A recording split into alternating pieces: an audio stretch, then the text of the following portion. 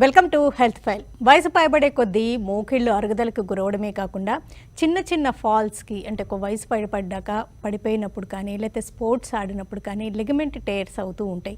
Ligament tears లక్షణాలు ఎలా ఉంటాయి, ఎలా గుర్తించగలుగుతారు, ఎప్పుడు తప్పనిసరిగా ట్రీట్మెంట్ అవసరము, ట్రీట్మెంట్లో ఎప్పుడు సర్జరీ చేయాల్సి ఉంటుంది, నవేడేస్ ఈ సర్జరీస్ కీహోల్ సర్జరీస్గా చేయగలుగుతున్నారా, ఆర్థ్రోస్కోపీ అంటే ఏంటి, ఆర్థ్రోస్కోపీ చేయించుకున్న తర్వాత నార్మల్ లైఫ్ లీడ్ చేయగలుగుతారా, స్పోర్ట్స్ లాంటివి ఆడగలుగుతుంటారా, ఎన్ని రోజులు రెస్ట్ తీసుకోవాల్సి ఉంటుంది, ఈ వివరాలన్నీ అందించడానికి శ్రీకర hospitals orthopaedic surgeon doctor Akhila Sundar గారు మనతో ఉన్నారు. ఆమెను అడిగి మరిన్ని విషయాలు తెలుసుకుందాం. హలో అండి, welcome to the show. Hello.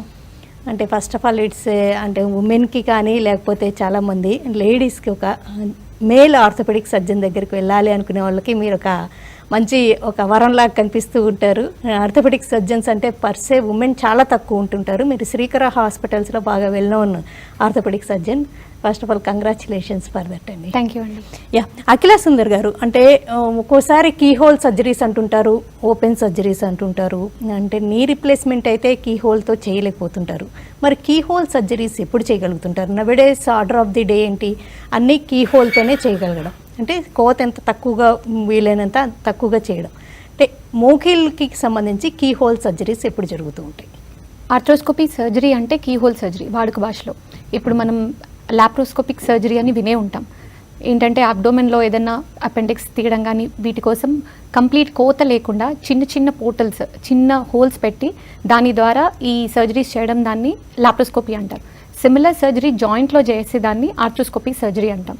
So మనం ఎట్లా ఉంటుందంటే చిన్న చిన్న కీ హోల్స్, అంటే ఒక చిన్న ఇది ట్రోకర్ షీత్ అంటాము, ఇది క్యాన్యులా, ఇది పట్టేటట్టు మనం చిన్న పోర్టల్స్ పెట్టి జాయింట్లోకి ఇట్లా ఎంటర్ అవుతాం అన్నట్టు.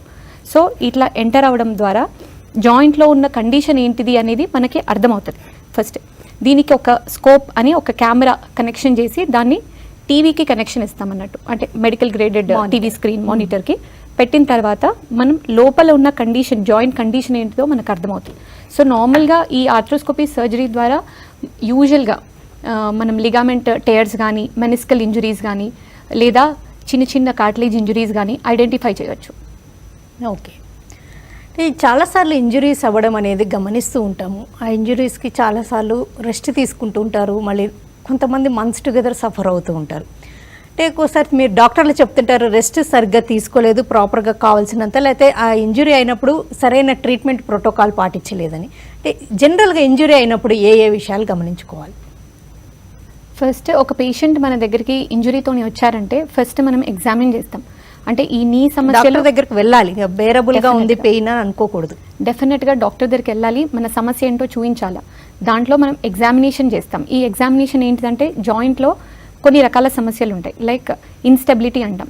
ఇప్పుడు ఇన్స్టెబిలిటీ ఎందుకు వస్తుంది అంటే ఫస్ట్ థింగ్ అసలు నీ అనాటమీ ఏంటో చూద్దాము.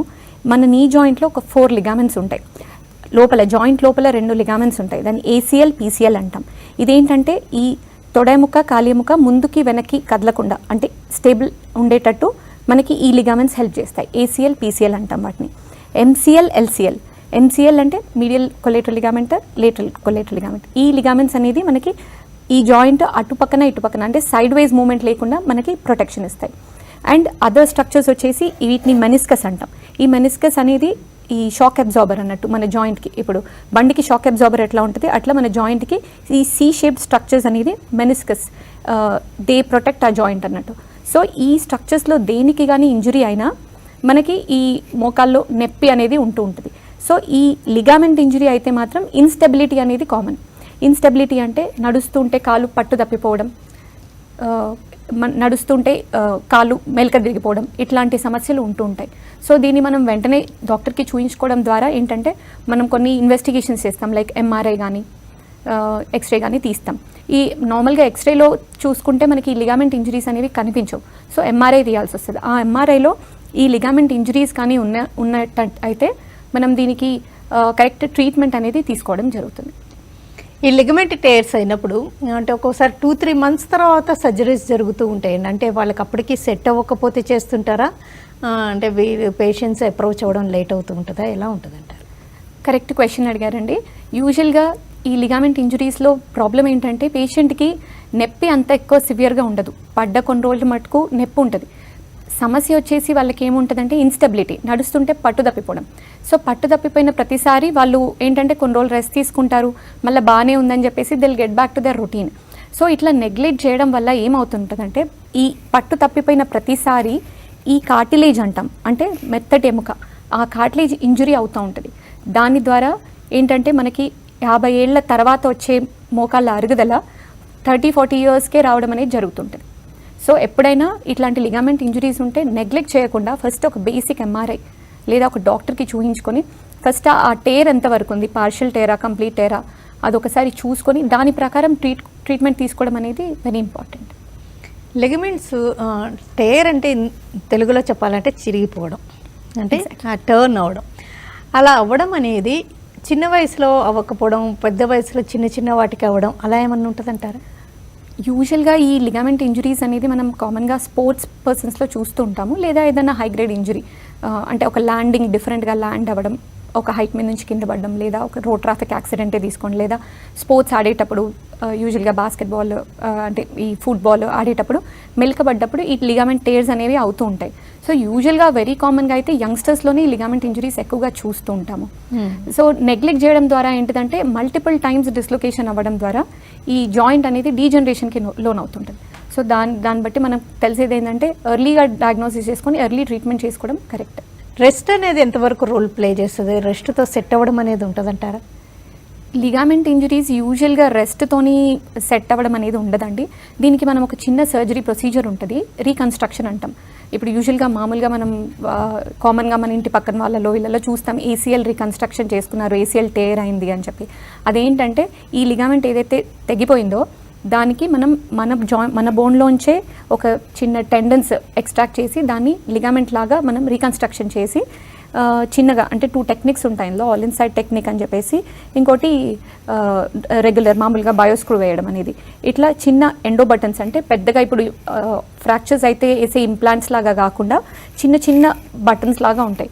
దాని ద్వారా ఈ లిగామెంట్ అనేది మన నార్మల్ అనాటమీలో ఎట్లా ఉంటుందో లిగామెంట్ దాన్ని సిమిలర్గా రీకన్స్ట్రక్షన్ చేసి ఆ పేషెంట్కి పటుత్వం అనేది ఇస్తూ ఉంటాం అన్నట్టు. ఎక్కువగా ఏసీఎల్ లిగమెంట్ అవుతుందా, పీసీఎల్ లిగమెంట్ టేర్ అవుతుందా? సో ఏసీఎల్, పీసీఎల్ రెండూ అవుతుంటాయి, బట్ మోర్ కామన్గా ఏసీఎల్ అనేది వెరీ కామన్గా చూస్తూ ఉంటాం మనం. సెట్ అవ్వడం అవ్వకపోవడం వీటిలో ఏ లిగమెంట్కి ఎక్కువ ఉంటుంది అంటారు? యూజువల్గా రీకన్స్ట్రక్షన్ చేసామంటే ఏ లిగమెంట్ అయినా సెట్ అవ్వాల్సిందే. సో రీహబ్ మీది కూడా డిపెండ్ అవుతూ ఉంటుంది అనమాట. అది రీకన్స్ట్రక్షన్ చేశాక, అంటే మీరు ఇట్లాగా వేరే భాగం నుంచి తీసి ఆ లిగమెంట్ తయారు చేశాక వాళ్ళు నార్మల్గా మూమెంట్స్ అన్నీ చేయగలుగుతారా? లిమిటేషన్స్ ఉంటాయా? సో ఈ ఆర్థ్రోస్కోపీ అడ్వాంటేజే అది. మనం ఏదైతే రీకన్స్ట్రక్షన్ చేస్తామో చిన్న కోత ద్వారా, అంటే మినిమలీ ఇన్వేజివ్ లాగా సర్జరీ చేయడం ద్వారా వాళ్ళకి ఏంటంటే సర్జరీ అయినా వితిన్ 24 to 36 hours మాత్రమే హాస్పిటల్ స్టే ఉంటుంది. తర్వాత వెంటనే సర్జరీ అయిపోయినాక ఒక నెక్స్ట్ డేనే పేషెంట్ని నడిపించడం జరుగుతుంది. ఫిజియోథెరపీ, ఎక్సర్సైజెస్ వెంటనే స్టార్ట్ చేయడం ద్వారా వాళ్ళు ఏంటంటే హాస్పిటల్లో ఉన్నప్పుడే వాష్రూమ్ యూజ్ చేసుకోవడం. యూజువల్గా చాలామంది ఏంటంటే అయ్యో సర్జరీ అయిపోయింది, బెడ్ రిడన్ అయిపోవాలా, డిపెండెంట్ ఉండాలా అని చెప్పేసి భయపడుతుంటారు. సో ఈ ఆర్థ్రోస్కోపీ సర్జరీలో ఏంటంటే సర్జరీ చేసిన నెక్స్ట్ డేనే వాళ్ళ వాష్రూమ్ వాళ్ళు యూజ్ చేసుకోవచ్చు, వాళ్ళ నడక వాళ్ళు నడుచుకోవచ్చు, ఈ ఎక్సర్సైజెస్ అవన్నీ కూడా చాలా ఫ్రీగా చేసుకోవచ్చు. యూజువల్గా 1 monthలో రొటీన్కి వచ్చేస్తూ ఉంటారు. బట్ స్పోర్ట్స్ అట్లాంటివి వాడాలంటే కొంచెం it will take little more time. Short break తీసుకుందండి. బ్రేక్ తర్వాత ఆర్థ్రోస్కోపీ అంటే మోకాళ్ళలో కానీ ఎక్కడైనా బోన్స్కి సంబంధించి ఈ కీ హోల్ సర్జరీ, చిన్న కోతతో చేసే సర్జరీతో లెగమెంట్ టేర్స్తో పాటు ఇంకా వేటికి ట్రీట్మెంట్ అందుబాటులో ఉంది డిస్కస్ చేద్దాం హెల్త్ ఫైల్లో. Welcome back to health file.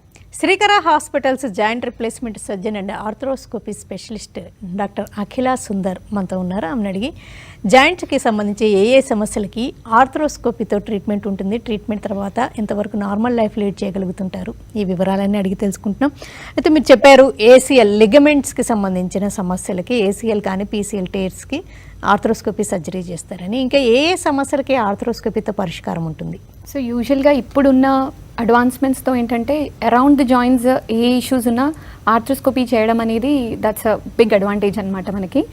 Like ఇప్పుడు నేను చెప్పినట్టు మెనిస్కల్ ఇంజరీస్ ఉన్న జాయింట్లో అరుగుదల మనం మాట్లాడుకున్నాం కదా, అంటే మామూలుగా నీ రీప్లేస్మెంట్కి ఇదేమీ this is not an alternative. But ఏంటిదంటే చిన్న చిన్న మన కార్టిలేజ్ ఇంజరీస్ అట్లాంటివి ఏమన్నా ఉన్నాయనుకోండి, మనకి నార్మల్గా నీ జాయింట్లో వెయిట్ బేరింగ్ ఏరియా అని ఉంటుంది. వెయిట్ బేరింగ్ ఏరియా అంటే బరువు తీసుకున్న కార్టిలేజ్ ఏదైతే ఉంటుందో ఈ వెయిట్ బేరింగ్ ఏరియాలో ఈ కార్టిలేజ్ ఇంజరీ అయిందనుకోండి, నాన్ వెయిట్ బేరింగ్ ఏరియా అని ఈ పార్ట్లో ఎక్కడైతే బరువు పడదో అక్కడ నుంచి కార్టిలేజ్ తీసి ఇక్కడికి మనం ట్రాన్స్ఫర్ చేయడం జరుగుతుంది. ఇది ఓట్స్ టెక్నిక్ అంటాం. ఇంకోటి వచ్చేసి మెనిస్కల్ రిపేర్. ఈ సి షేప్డ్ కుషన్స్ అని చెప్పాను కదా నేను, ఈ కుషన్స్లో ఏదన్నా ఇంజరీ ఉన్నా కూడా నార్మల్గా వీటి వల్ల ఏంటిదంటే మోకాల్లో నడవడం, కింద కూర్చోవడం, లేవడం అవన్నీ చాలా ఇబ్బందిగా ఉంటాయి.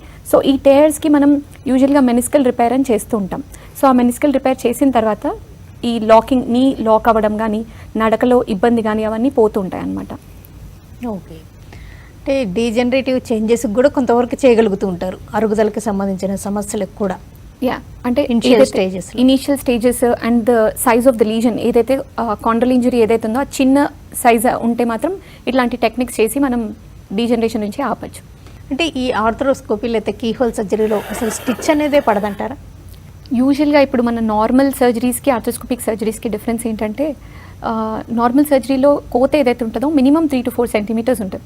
ఈ కీహోల్ సర్జరీలో జస్ట్ ఒక చిన్న పోర్టల్ అంటే ఈ చిన్న ఈ ట్రోకర్ షీట్ ఇది పట్టే అంత మాత్రమే మనం ఎంట్రీ తీసుకుంటాం అన్నట్టు. సో ప్రాబ్లీ ఒక 1 స్టిచ్ అట్లా పడుతుంది. సో దానివల్ల రికవరీ అనేది చాలా ఈజీగా ఉంటుంది. ఇన్ఫెక్షన్స్ కూడా చాలా తక్కువ ఉంటాయి. ఎగ్జాక్ట్లీ, ఇన్ఫెక్షన్ రేట్ తక్కువ ఉంటుంది, రీహాబ్ ఫాస్ట్ ఉంటుంది, పేషెంట్ రికవరీ కూడా చాలా బాగుంటుంది. ఇంకా ఈ ఆర్థరోస్కోపీ ఏ సందర్భాల్లో చేస్తూ ఉంటారు? ఇంకా షోల్డర్ కానీ ఇంకేదైనా సమదర్ జాయింట్స్లో ప్రాబ్లమ్స్ కూడా చేస్తూ ఉంటారా? Yeah, most of the joints నేను చెప్పినట్టు హిప్ కానీ, యాంకిల్ కానీ, నీ కానీ, షోల్డర్ కానీ ఇవన్నిటికీ కూడా మనం ఈ ఆర్థరోస్కోపీ సర్జరీ అనేది చేస్తుంటాము. యూజువల్గా షోల్డర్లో చూసుకుంటే మనం మామూలుగా ఈ షోల్డర్ జాయింట్ ఏదైతే ఉందో this is most unstable joint అన్నట్టు.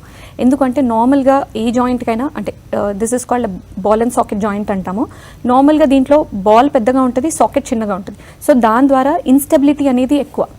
సో చిన్నగా పడ్డా లేదా ఒక చిన్న పట్టు తప్పినా ఇదేమైపోతుందంటే బాల్ అనేది సాకెట్లోంచి బయటికి వెళ్ళిపోతుంటుంది.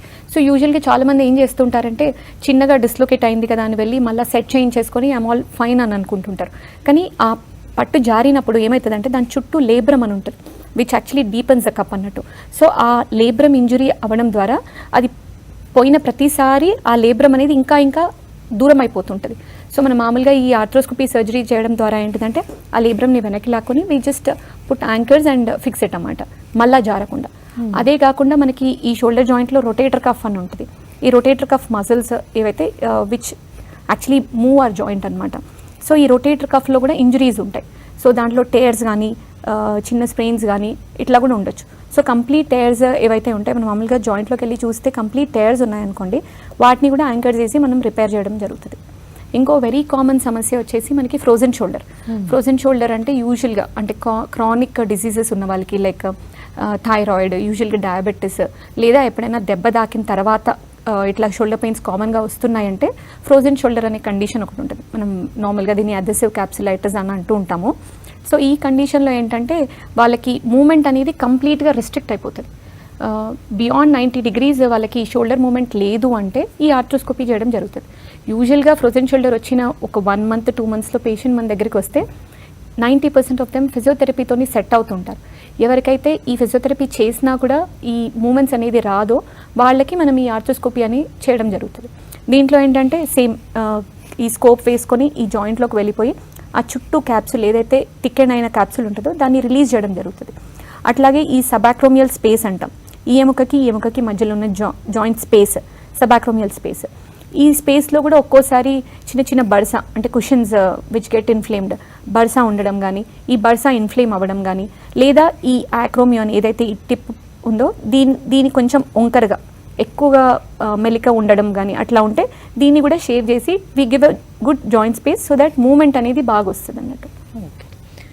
ఆర్థరోస్కోపీ తర్వాత రీహాబిలిటేషన్ కానీ ఫిజియోథెరపీ కానీ ఇవన్నీ కూడా అవసరం అంటారా? యా, ఆర్థరోస్కోపీ తర్వాత rehabilitation is very important. So నేను చెప్పినట్టు ఇప్పుడు మామూలుగా పెద్ద మేజర్ సర్జరీస్ ఏ ఉన్నా కూడా మనం రీహాబ్ గురించి లైక్ వి వెయిట్ అంటే పేషెంట్ని కొంచెం ఇమ్మొబిలైజ్ చేయడం జరుగుతుంది. కానీ ఆర్థరోస్కోపీ సర్జరీస్ తర్వాత యూజువల్గా day 1 నుంచే పేషెంట్ని మొబిలైజ్ చేస్తుంటాం. అంటే దాన్ని కూడా ఒక గ్రేడింగ్ లాగా ఉంటుంది. ఇప్పుడు ఫస్ట్ 4 weeks ఒక ప్రోటోకాల్ ఉంటుంది, 4 to 6 weeks ఒక ప్రోటోకాల్, తర్వాత ఒక 3 నెలల వరకు ఒక ప్రోటోకాల్. 3 నెలలు దాటినాక ఇప్పుడు పేషెంట్స్ యూజువల్గా ఈ ఆర్థరోస్కోపీ సర్జరీ చేయించుకునే వాళ్ళంతా యూజువల్గా మనకి స్పోర్ట్స్ పర్సన్స్ ఉంటారు. సో వాళ్ళు ఏంటంటే they want to get back to their daily routine, normal routine ఏదైతే వాళ్ళు they want to play the games and all. So we don't want to restrict them with all their daily routine or playing games. So ఈ surgery చేసుకున్న తర్వాత యూజువల్గా 6 monthsలో వాళ్ళ regular sport activities అనేది they will revert back and they can do it normally అనమాట. అంత నార్మల్గా చేయడం వల్ల ఈ షోల్డర్ డిస్లొకేషన్ కానీ లెగమెంట్ టైర్స్ వాళ్ళకి మళ్ళీ తిరగబెట్టడం అట్లాంటి సిచ్యువేషన్స్ ఏముండవంటారా? యూజువల్గా సర్జరీ చేసిన తర్వాత చాలామంది ఏం చేస్తుంటారంటే కొన్ని రోజులు ఈ ఫిజియోథెరపీ ప్రోటోకాల్స్ అవి చేసి ఆపేస్తుంటారు. So that is not advisable. అంటే మీరు ఒక 6 నెలలు కానీ 9 నెలలు కానీ సంవత్సరం కానీ ఎంత ఫిజియోథెరపీ చేసినా అంటే లైఫ్ లాంగ్ కూడా ఇట్లాంటి కొన్ని యాక్టివిటీస్ ఎక్సర్సైజెస్ అనేది దానికి మాత్రం దూరంగా ఉండద్దు. రెగ్యులర్ ఎక్సర్సైజెస్ అనేది చేసుకుంటే ఎంతైనా దట్ ఈస్ బెనిఫిషియల్. లెగమెంట్ టైర్స్కి ట్రీట్మెంట్ జరిగాక కింద కూర్చోవడం ఇలాంటివి చేయొచ్చు అంటారా? అబ్సల్యూట్గా. మామూలుగా ఇప్పుడు మనం ఏసీఎల్ రీకన్స్ట్రక్షనే తీసుకున్నాం అనుకోండి, డే 1 నుంచే వాళ్ళకి 90 degree ఫ్లెక్షన్ దాకా మనం ఇస్తూ ఉంటాం. అంటే మూమెంట్ కంప్లీట్ ఇట్లా నార్మల్గా కూర్చునేటట్టు.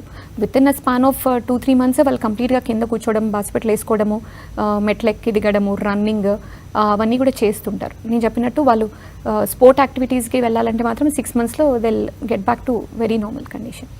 ఫ్రాక్చర్ అవ్వడం లేకపోతే ఆస్టియో ఆర్థరైటిస్ ఈ కండిషన్ గురించి చాలామందికి ఐడియా ఉంటుంటుంది, ఇంకా పెద్దవాళ్ళని చూస్తుంటారు. లెగమెంట్ టైర్స్ అనేవి బయటకు కనపడవు. అలాగా వాళ్ళు మేనేజ్ చేయగలుగుతున్నారు కదా అని అలా ప్రొలాంగ్ చేశారనుకోండి, ఏం జరుగుతుంది?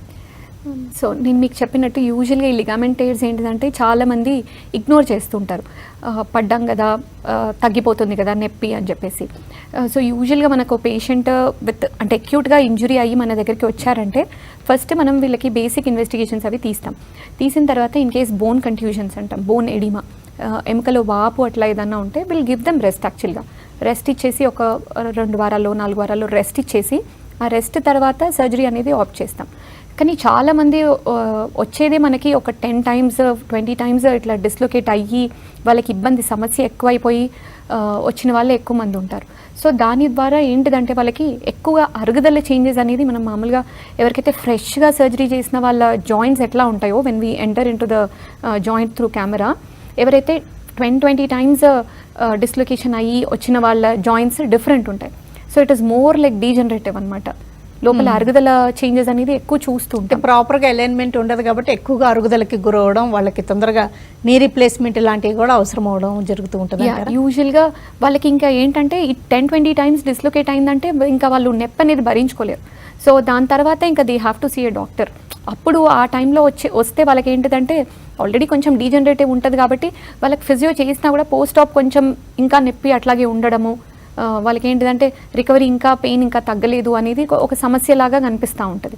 సో ఎప్పుడైనా ఎర్లీ సర్జరీస్ అనేది ఆల్ టైమ్ బెటర్. కొన్నిసార్లు లిగమెంట్ టైర్స్కి ఇమ్మొబిలైజ్ చేయడం, ఒక కట్టు కానీ ఒక స్లింగ్ లాంటిది వేసి అలాగా, లేకపోతే దీంతో పీపీ వాటితోటి కట్టేసి అలా వదిలిస్తారు కదా, దాంతో సెట్ అవ్వడం జరుగుతుంది అంటారా? అంటే యూజువల్గా అంటే మనం చూసేది ఏంటంటే పార్షియల్ టైర్స్ అంటాము. ఈ పార్షియల్ టైర్స్లో ఏంటంటే కండ సగమే దిగుతుంది. సో వాళ్ళకి అంత ఇన్స్టెబిలిటీ ఉండదు. వాళ్ళకి అంటే ఒకసారి ఇన్స్టెబిలిటీ అయిన తర్వాత కూడా వాళ్ళకి రికవర్ అయ్యే ఛాన్సెస్ ఉంటాయి. సో ఈ పార్షియల్ టైర్స్ ఉన్న వాళ్ళకి మనం ఏం చేస్తామంటే యూజువల్గా rather than going with arthroscopy surgery వాళ్ళకి మంచి ఫిజియోథెరపీ ఎక్సర్సైజెస్, రీహాబ్ ప్రోటోకాల్ అనేది ప్రాపర్గా చేయిస్తుంటాం. సో ఒక్కోసారి ఆ పార్షియల్ టైర్స్ అనేది హీల్ అయిపోవచ్చు. ఒక్కోసారి ఏమవుతుందంటే పార్షియల్ టైర్స్ మనం రీహాబ్ చేసినా కూడా దే వోంట్ రికవర్. అట్లాంటప్పుడు అట్లీస్ట్ ఒక డయాగ్నోస్టిక్ ఆర్థ్రోస్కోపీ అంటే జస్ట్ జాయింట్లోకి వెళ్ళి లోపల కండిషన్ ఎట్లుందో we just try and see అనమాట, దాని స్టెబిలిటీ ఎట్లా ఉందో. ఆ సర్జరీ చేసేటప్పుడు కూడా మనం ఆ స్టెబిలిటీ లేదు అంటే ఆన్ టేబుల్ పేషెంట్కి ఎక్స్ప్లెయిన్ చేస్తాం దట్ స్టెబిలిటీ అనేది లేదు, we have to get it reconstructed అని చెప్పేసి. సో అట్లా వాళ్ళు యాక్సెప్ట్ చేస్తే we have to reconstruct the ligament. అంటే కొత్తగా వేసిన లిగమెంట్ సెట్ అవ్వడం, వాళ్ళకి నార్మల్గా అన్ని పనులు చేసుకోవడం అనేది ఒక 1 month టైం పడుతుంది అంటారా? యా, మీ అడిగిన క్వశ్చన్. ఇప్పుడు అడ్వాంటేజెస్ ఏంటిది అంటే నేను చెప్పినట్టు ఇప్పుడు ఏదన్నా ఫ్రాక్చర్ అయిందనుకోండి, ఏవైతే మనం ఇంప్లాంట్స్ వాడతామో అవి స్టెయిన్లెస్ స్టీల్ కానీ లేకపోతే టైటానియం ఇంప్లాంట్స్ వాడతాం. సో ఈ ఆర్థ్రోస్కోపీ సర్జరీలో ఏముంటుందంటే మనం వేసే స్క్రూస్ కానీ లేదా ఎండోబటన్స్ ఇవన్నీ వేస్తుంటాం. అంటే minimal hardware we are putting minimal hardware into the joint. And ఈ నేను చెప్పిన ఆల్ ఇన్సైడ్ టెక్నిక్ అని చెప్పాను కదా ఇందాక మీకు, దీని ద్వారా ఏంటిదంటే జస్ట్ అసలు జాయింట్లో ఫ్లిప్ కటర్ ద్వారా we enter and we make holes and we reconstruct that ACL. ఇంకోటి ఏంటిదంటే ఈ చిన్న బయో స్క్రూస్ అనేది వేస్తూ ఉంటాం. ఈ బయో స్క్రూస్ ఏంటిదంటే అది absorbable. So with in span of like 1-2 months అది నార్మల్ బోన్తో పాటు ఇంటిగ్రేట్ అయిపోతుంటుంది. సో మనకి బయట నుంచి ఏదైనా వేరే హార్డ్వేర్ పెట్టినట్టు ఇన్ఫెక్షన్ ఛాన్సెస్ ఏదైతే మనకి ఫ్రాక్చర్ కేసెస్లో ఉండే ఇన్ఫెక్షన్ రేట్స్ కానీ అన్కంఫర్టబుల్గా ఫీల్ అవ్వడం కానీ అది తక్కువ ఉంటుంది ఆర్థ్రోస్కోపీలో. శ్రీకర హాస్పిటల్లో జాయింట్ రిప్లేస్మెంట్కి ఎక్కువగా robo assisted surgeries, robotic surgeries జరుగుతున్నాయి కదండి. అలాగే ఈ లిగమెంట్ టేర్స్కి కూడా రోబోటిక్ ఆర్థ్రోస్కోపిక్ ఇట్లాంటివి ఏమన్నా చేసే ఛాన్స్ కూడా ఉందంటారా? రోబోటిక్ ఆర్థ్రోస్కోపీ అయితే లేదు, కానీ ఇప్పుడున్న అడ్వాన్స్మెంట్స్ అనేవి ఏంటిదంటే వీ హ్యావ్ 4K స్క్రీన్ అనమాట. ఏంటిదంటే ఇప్పుడు మనకి సర్జన్కి for the ease of surgery we have a different graded camera where చిన్న చిన్న చేంజెస్ ఇన్ కార్టిలేజ్ ఆల్సో చిన్న చేంజెస్ కలర్ డిఫరెన్స్ ద్వారా we can make it out అనమాట. అంటే ఎక్కడ ఇంజరీ ఉంది, ఎక్కడ where we can reconstruct that cartilage or where we can just చిన్న మైక్రోఫ్రాక్చర్స్ చేసి వదిలేచా, అవన్నీ చూసుకోవడానికి ఈ గ్రేడెడ్ కెమెరా అనేది ఒకటి మనకి కొత్త అడ్వాన్స్మెంట్. ఇంకోటి ఏంటంటే ఈ ఆర్థ్రోస్కోపీ సర్జరీ చేసిన తర్వాత మామూలుగా పేషెంట్కి మనం ఇమేజెస్ కానీ అవి ఇస్తూ ఉంటాం. రాదర్ దాన్ టేకింగ్ అంటే ఇమేజెస్ ఈ పెన్ డ్రైవ్లో పెట్టుకొని ఇవ్వడం కానీ లేకపోతే కెమెరాలో ఫొటోస్ తీసుకోవడం అట్లా కాకుండా ఇప్పుడు ఏంటంటే we have new equipment where we can take pictures direct ఆర్థ్రోస్కోప్పై మనకి పిక్చర్స్ తీసి ఇస్తుంటుంది. సో ఇట్లాంటి కొన్ని అడ్వాంటేజెస్ అయితే ఇప్పుడు ప్రస్తుతానికి ఉన్నాయి. ఈ ఆర్థ్రోస్కోపీ సర్జరీస్ కానీ కీహోల్ సర్జరీస్ జాయింట్స్కి సంబంధించి ఎక్కువగా మోకీళ్ళకి సంబంధించి జరుగుతుంటాయా, షోల్డర్వి యాంకిల్వి కూడా జరుగుతుంటాయా? యూజువల్గా వెరీ కామన్గా అయితే మనం నీ ఇంకా షోల్డర్ ఎక్కువగా అవుతూ ఉంటాయి. బట్ హిప్ జాయింట్ కానీ లేదా యాంకిల్ జాయింట్ కానీ ఎల్బో జాయింట్లో కూడా కొన్ని సమస్యలకి అక్కడ కూడా లిగామెంట్ రీకన్స్ట్రక్షన్స్కి కానీ ఇట్లాంటి కార్టిలేజ్ ఇంజురీస్కి కానీ ఇట్లాంటి చిన్న చిన్న అంటే సిస్టిక్ లీజన్స్ అంటాం జాయింట్లో, అట్లాంటి వాటికి ఎక్సిషన్ చేయడం కానీ లేదా మనకి స్టిఫ్నెస్ అనేది ఒక కండిషన్ ఉంటుంది జాయింట్స్లో, అట్లాంటివి రిలీజ్ చేయడానికి కానీ ఈ ఆర్థ్రోస్కోపీ అనేది మనం యూజ్ చేస్తూ ఉంటాం. తర్వాత యాంటీబయాటిక్స్ వాడాల్సిన సందర్భం ఉంటుందంటారా? డెఫినెట్గా ఏ సర్జరీ తర్వాత అయినా మనం పోస్ట్ ఆప్ యాంటీబయాటిక్ ప్రొఫలాక్సిస్ అనేది పెడుతూ ఉంటాము. సో అది నార్మల్గా రెగ్యులర్ ఉన్న సర్జరీస్ కంటే దీనికి మనం ఇచ్చే యాంటీబయాటిక్ డోస్ కానీ ఇవన్నీ కొంచెం తక్కువగానే ఉంటాయి.